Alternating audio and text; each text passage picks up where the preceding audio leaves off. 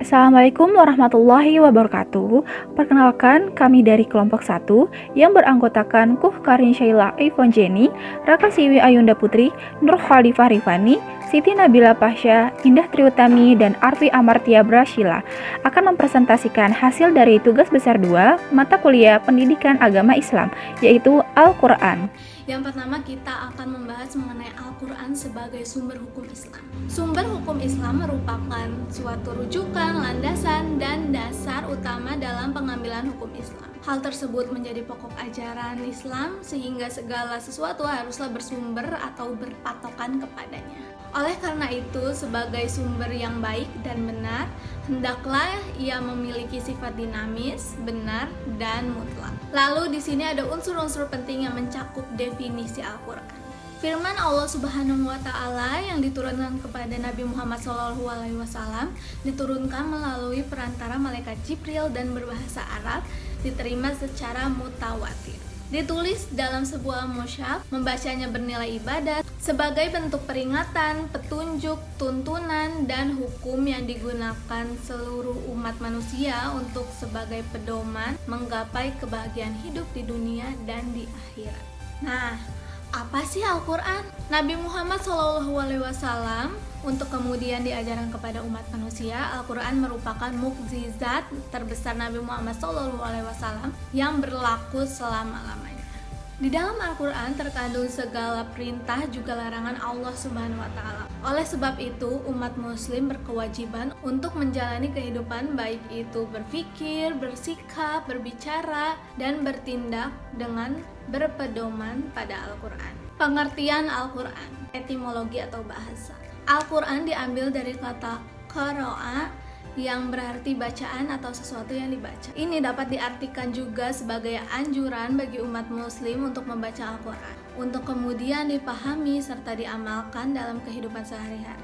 Selain itu, Al-Quran juga dikatakan diambil dari kata al-qarnu yang artinya mengumpulkan, menghimpun, menggabungkan. Kata ini kemudian dijadikan sebagai nama suatu kitab atau kumpulan wahyu yang dituliskan yang diturunkan kepada Nabi Muhammad SAW. Yang kedua, pengertian Al-Quran secara terminologi. Pertama, Syekh Muhammad Qudaribi.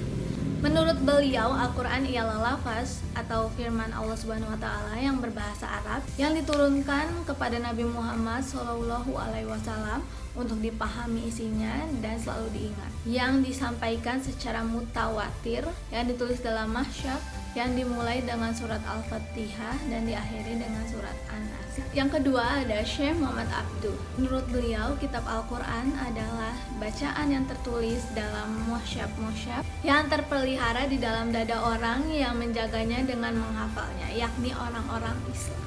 Mana Al-Qatan? Menurut beliau, Al-Quran adalah dasar agama dan sumber tasyri sebagai hujah atau dalil Allah yang cocok sepanjang masa yang disampaikan oleh Rasulullah SAW kepada umatnya untuk diikuti perintahnya. Apa saja nama Al-Quran? Al-Quran memiliki banyak nama. Menurut kitab Al-Itqan karya Imam Suyuti, Al-Quran memiliki 55 nama. Namun, terdapat juga pendapat yang menyebutkan bahwa Al-Quran memiliki 78 nama. Al-Quran memiliki arti bacaan atau sesuatu yang dibaca. Beberapa ayat yang di dalamnya terdapat istilah Al-Quran adalah Ma anzalna 'alaikal Qur'ana litashqa. Kami tidak menurunkan Al-Quran ini kepadamu agar kamu menjadi susah. Quran Surat Toha ayat 2.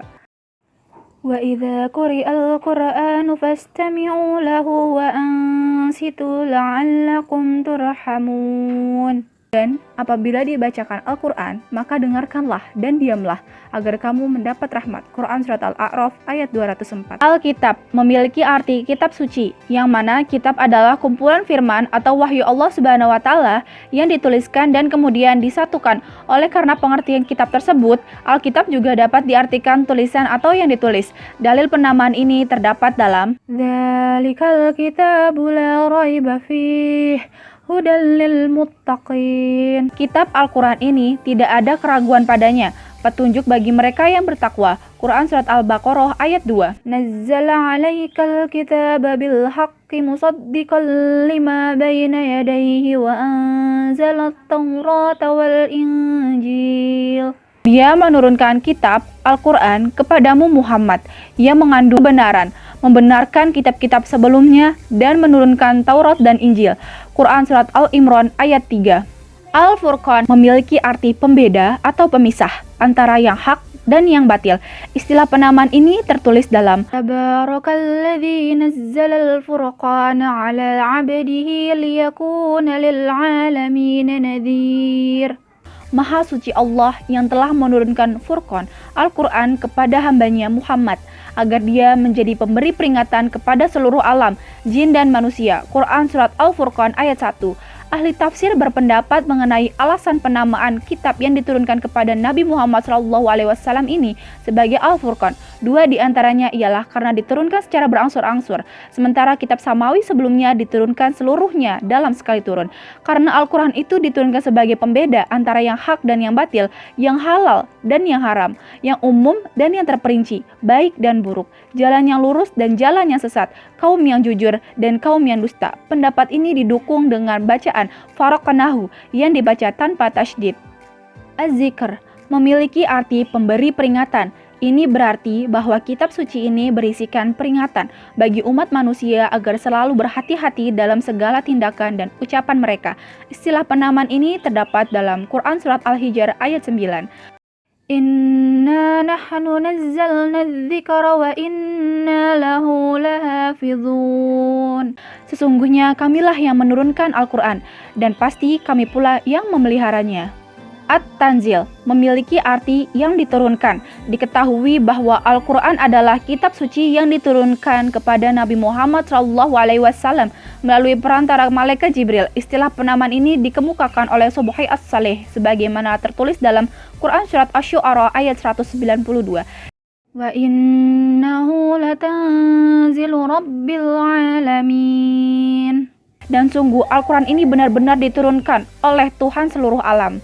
Al-Anaba Al-Azim memiliki arti kabar yang agung. Keagungan yang dimiliki dapat dilihat dari gaya bahasa, nasihatnya, maknanya, keindahan susunan katanya, hukum-hukumnya, beritanya, dan dalam kisah serta perumpamaannya.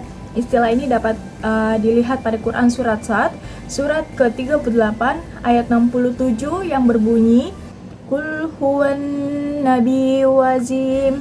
Katakanlah berita itu adalah berita yang besar. Dan kemudian selanjutnya ayat ke-68 yang berbunyi Antum anhu muhridun, yang kamu berpaling daripadanya. Selanjutnya adalah Al-Shifa. Al-Shifa memiliki arti obat penawar, dan seperti kita ketahui Al-Quran adalah penawar dari segala penyakit, baik penyakit jasmani maupun rohani. Dengan kita mengimani Al-Quran, niscaya akan menjadi mudah dan teralah kehidupannya. Istilah tersebut dapat kita lihat pada Quran Surat yang ke-10 ayat 57 yang berbunyi Ya ayyuhan nasu qad ja'akum mau'izatun min rabbikum wa shifaa'un lima fi suduri wa hudaw wa rahmatul lil mu'minin. Hai manusia, sesungguhnya telah datang kepadamu pelajaran dari Tuhanmu dan penyembuh bagi penyakit-penyakit yang berada dalam dadah dan petunjuk serta rahmat bagi orang-orang yang beriman. Selanjutnya adalah karakteristik Al-Quran. Al-Quran mempunyai ciri-ciri khas dan keistimewaannya, yaitu diantaranya lafaz dan maknanya datang dari Allah dan disampaikan kepada Nabi Muhammad SAW melalui malaikat Jibril dengan jalan wahyunya. Nabi tidak boleh mengubah baik kalimat maupun pengertiannya selain dari menyampaikan seperti apa yang diterimanya. Kemudian diketahui bahwa Al-Quran diturunkan dengan lafaz dan gaya bahasa Arab, bahwa Al-Quran disampaikan diterima dengan jalur yang disebut dengan jalur tawatur yang menimbulkan keyakinan dan kepastian tentang kebenarannya. Selanjutnya adalah kandungan hukum dalam Al-Quran. Para ulama mengelompokkan hukum yang terdapat dalam Al-Quran ke beberapa bagian, yaitu diantaranya akidah atau keimanan. Hukum akidah atau keimanan merupakan keyakinan yang tertancap kuat di dalam hati yang terkait dengan keimanan terhadap hal-hal yang gaib yang terangkum dalam rukun iman atau arkanuman, yaitu iman kepada Allah Subhanahu wa Ta'ala, malaikat, kitab suci, para rasul, hari kiamat, dan qadar Allah Subhanahu wa Ta'ala. Lanjutan kandungan hukum dalam Al-Quran selanjutnya adalah syariah atau ibadah. Hukum syariah atau ibadah mengatur tentang tata cara ibadah yang berhubungan langsung dengan Al-Khaliq atau pencipta, yaitu Allah Subhanahu wa Ta'ala, yang disebut dengan ibadah mahdho, sedangkan tata cara ibadah baik yang berhubungan langsung dengan sesama makhluknya bisa disebut dengan ibadah ghairah mahdho. Ilmu yang mempelajari tata cara ibadah dinamakan ilmu fikih. Hukum-hukum yang terkait dengan syariah atau ibadah, yaitu yang pertama, hukum ibadah. Hukum ini mengatur bagaimana seharusnya melaksanakan ibadah yang sesuai dengan ajaran Islam. Hukum ini mengandung perintah untuk mengerjakan sholat, haji, zakat, puasa, dan lain-lainnya. Yang kemudian adalah hukum muamalah. Hukum ini mengatur interaksi antara manusia dan sesamanya.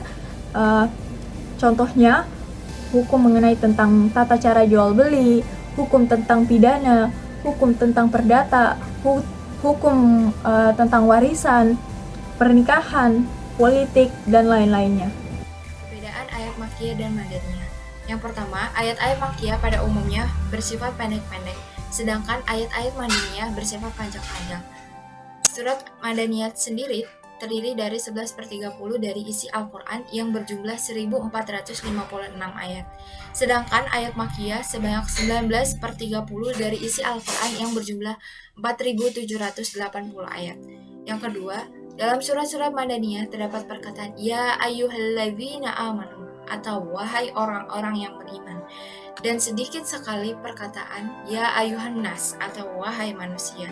Sedangkan dalam surat Makkiyah adalah sebaliknya, yakni lebih banyak perkataan Ya ayyuhan nas daripada Ya ayyuhalladzina amanu.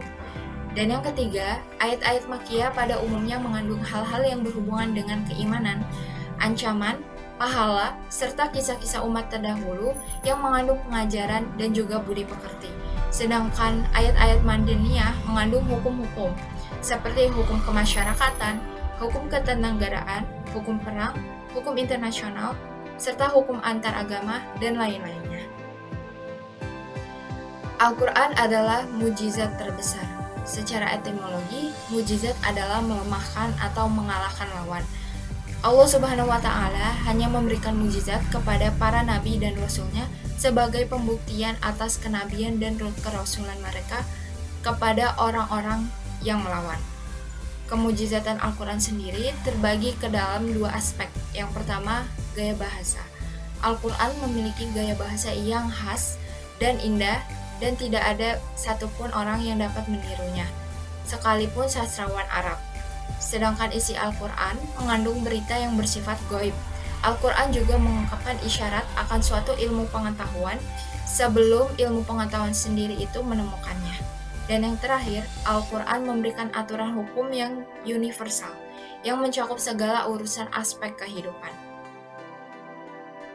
Allah Subhanahu wa Ta'ala menjamin akan selalu menjaga kesucian, kemurnian, dan keautentikan Al-Quran dari awal diturunkan hingga akhir zaman. Al-Quran terdiri dari 114 surat yang terbagi ke dalam 30 juz. Menurut Imam Syafi'i, ada 1.027.000 huruf dalam Al-Quran.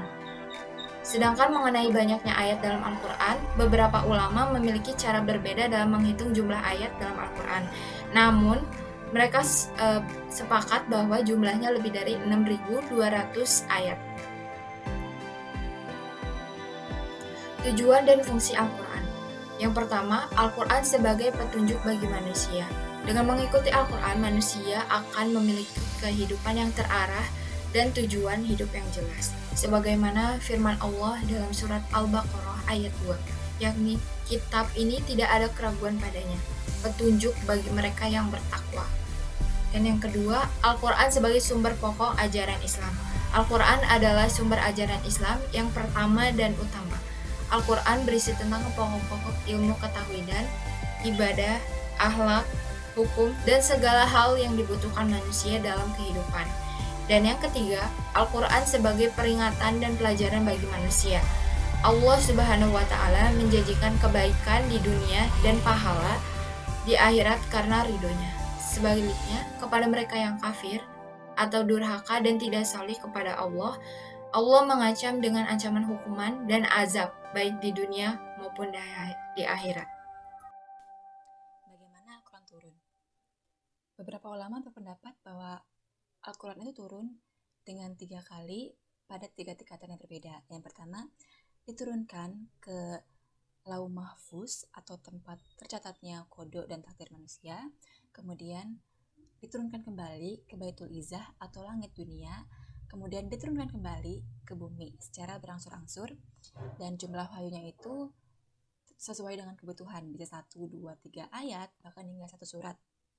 Jika dijabarkan, pendapat pertama itu menjelaskan bahwa Al-Quran turun sekaligus dalam artian dari awal hingga akhir ke Baitul Izzah, kemudian turunkan ke dunia secara berangsur-angsur. Namun, pendapat kedua itu menjelaskan bahwa Al-Quran turun berangsur-angsur ke Baitul Izzah, kemudian diturunkan kembali secara berangsur-angsur kembali ke bumi. Namun, beberapa ulama tidak sependapat dengan cara turunnya wahyu yang seperti ini karena turunnya wahyu yang sedemikian ini dianggap termasuk ke dalam wilayah yang gaib. Nah, umumnya ulama-ulama yang tidak sependapat ini mengikuti pendapat Al-Sya'bilah, yang mana inti pendapatnya ini adalah bahwa Al-Quran hanya diturunkan dengan satu macam cara penurunan, yaitu secara berangsur-angsur kepada Nabi Muhammad SAW. Hal ini tercatat pada Quran Surat Al-Isra ayat 106. Penulisan dan pengumpulan wahyu Al-Quran. Al-Quran itu turun dalam waktu 22 tahun, 2 bulan, 22 hari, mulai dari malam 17 Ramadan tahun 41 hingga 9 Zulhijjah Haji Wada tahun 63 dari kelahiran Nabi.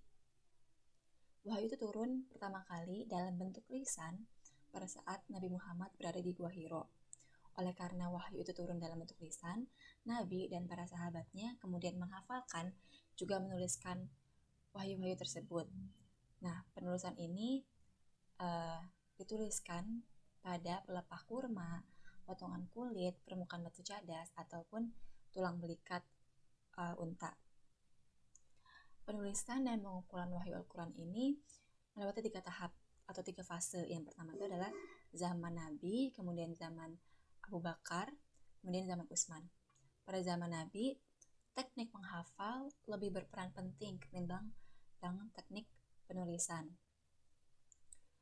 Kemudian pada zaman Abu Bakar, pada zaman ini terjadi peperangan hingga penghafal-penghafal wahyu tersebut itu berguguran. Sehingga Abu Bakar meminta untuk mushaf-mushaf itu dikumpulkan agar tidak hilang, dan kemudian mushaf-mushaf yang dikumpulkan itu disimpan oleh Abu Bakar hingga beliau wafat, kemudian disimpan oleh Umar hingga beliau wafat juga, kemudian disimpan oleh Hafsah binti Umar. Kemudian zaman Utsman. Pada zaman Utsman banyak catatan dan kumpulan-kumpulan Al-Quran yang berbeda di antara para sahabat Nabi. Untuk menghindari fitnah, Khalifah Utsman bin Affan ini memerintahkan untuk mengumpulkan mushaf-mushaf tersebut dan dijadikan satu mushaf. Mengapa dijadikan satu mushaf? Itu karena sahabat Utsman ini ingin agar kaum muslim itu bersatu pada satu mushaf. Sifat-sifat Al-Quran. Yang pertama itu adalah Al-Karim, yang terpuji atau mulia. Allah Subhanahu wa Ta'ala telah memuliakan, menguatkan, dan meninggikan kedudukan Al-Quran dibandingkan dengan kitab-kitab terdahulunya. Allah juga telah memuliakan dan menghindarkan Al-Quran dari berbagai tuduhan yang dilontarkan kepada Al-Quran, seperti bahwa Al-Quran itu adalah sihir, atau Al-Quran itu adalah tenung, atau kedustaan. Kemudian yang kedua itu adalah Al-Majid, atau yang tinggi. Allah Subhanahu wa Ta'ala memberikan kedudukan kepada Al-Quran yang sangat tinggi. Hal ini tercatat pada Quran Surat Al-Buruj ayat 21-22, yang artinya adalah bahkan yang didustakan oleh mereka itu adalah Al-Quran yang mulia yang tersimpan dalam Lauh Mahfuz. Beberapa ahli tafsir berpendapat bahwa penyifatan Al-Quran dengan sifat Al-Majid ini karena Al-Quran merupakan kitab yang mulia, lebih mulia dari kitab apapun. Kedudukannya sangat tinggi di antara kitab-kitab ilahiyah dalam rangkaian kata dan maknanya. Lalu, Al-Quran itu memiliki luas arti keagungannya, kaya maknanya, dan tak terhitung berkahnya. Lalu, Al-Quran itu berada di puncak ketinggian, kemuliaan, dan keberkahan. Karena Al-Quran ini menjadi penerang terhadap apa yang disyariatkan oleh Allah bagi hamba-hambanya yang di bumi ini. Lalu, sifat selanjutnya itu adalah mubin, yang menerangkan. Al-Quran adalah penerang terhadap apa yang disyariatkan oleh Allah Subhanahu wa Ta'ala bagi hamba-hambanya, menerangkan segala kegelapan hati dan kehidupan manusia. Al-Quran juga memperbaiki segala yang salah dan menenangkan segala yang gundah. Al-Aziz atau yang kuat, sifat ini menjaga Al-Quran dari segala upaya manusia maupun jin untuk merendahkannya. Ahli tafsir berpendapat bahwa dengan sifat Al-Aziz ini terjaga dari sentuhan syaitan, tidak ada jalan baginya untuk memasukinya, dan ia tidak dapat merubahnya, menambahnya, atau menguranginya. Bahwa ia tiada bandingnya, terpelihara dari kebatilan dan sikap setiap orang yang ingin merubah atau merusaknya. Manusia tidak akan mampu mengucapkan yang serupa dengannya, karena Al-Quran akan selalu menang dan mengalahkannya. Hikmah yang diturunkan dari Al-Quran, adapun Al-Quran yang turun secara bertahap, tersebut memiliki beberapa hikmah, antara lain: pertama, meneguhnya Rasulullah dalam berjuang menghadapi orang-orang kafir Quraisy dan siapapun yang menentang dakwah beliau. Kedua, sebagai mukjizat, mengingat banyaknya tantangan yang dihadapi oleh Rasulullah SAW, termasuk beragam pertanyaan yang bernada memojokkan. Mereka menanyakan tentang alam gaib, masalah haid, masalah hilal atau bulan sabit, hingga urusan ruh, serta hal-hal yang sangat rumit. Maka dalam Quran surat Al-Furqan 25 ayat 33 Allah berfirman yang artinya, tidak itu datang kepadamu membawa sesuatu yang ganjil, melainkan kami datang kepadamu sesuatu yang benar dan yang paling baik penjelasannya. Ketiga, dalam rangka pemelihara ayat-ayatnya dengan berangsur-angsur, itulah pemahaman terhadap setiap ayat dapat dicerna dengan baik serta mudah dihafalkan. Keempat, memberi solusi hukum. Wahyu Al-Quran yang turun merupakan solusi umat yang diberikan secara bertahap. Contohnya, dalam masalah penghapusan beberapa tradisi Arab seperti minum-minuman keras, sebagai bukti bahwa Al-Quran bukan rekayasa Nabi atau manusia biasa. Akan tetapi benar-benar wahyu dari Allah Subhanahu wa Ta'ala yang telah menciptakan segala yang ada di alam raya ini. Kesimpulan dari Al-Quran adalah Al-Quran merupakan kitab suci Islam yang berfungsi sebagai petunjuk bagi manusia dalam mengarahkan kehidupannya. Secara garis besar, Al-Quran mengandung sejarah akidah, syariah, akhlak, namun Al-Quran juga mengandung isyarat-isyarat ilmiah, yakni mengandung ayat-ayat sains dan teknologi. Untuk dapat mengenal dan memahami menafsirkan Al-Quran tidak hanya berbekal pengetahuan bahasa Arab saja, melainkan dibutuhkan berbagai macam ilmu guna untuk mengungkapkan makna yang terkandung dalam Al-Quran itu. Sarannya adalah kita sebagai manusia yang beriman yang diciptakan dengan tujuan tertentu, sudah sepatutnya kita harus menanamkan rasa cinta dalam diri kita terhadap Al-Quran. Karena Al-Quran merupakan sumber hukum Islam yang sebagai pedoman atau pegangan hidup.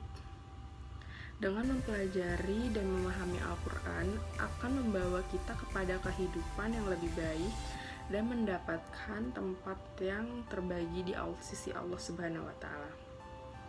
Sekian dari kami, kurang lebihnya mohon dimaafkan. Wabillahi taufik wal hidayah. Wassalamualaikum warahmatullahi wabarakatuh.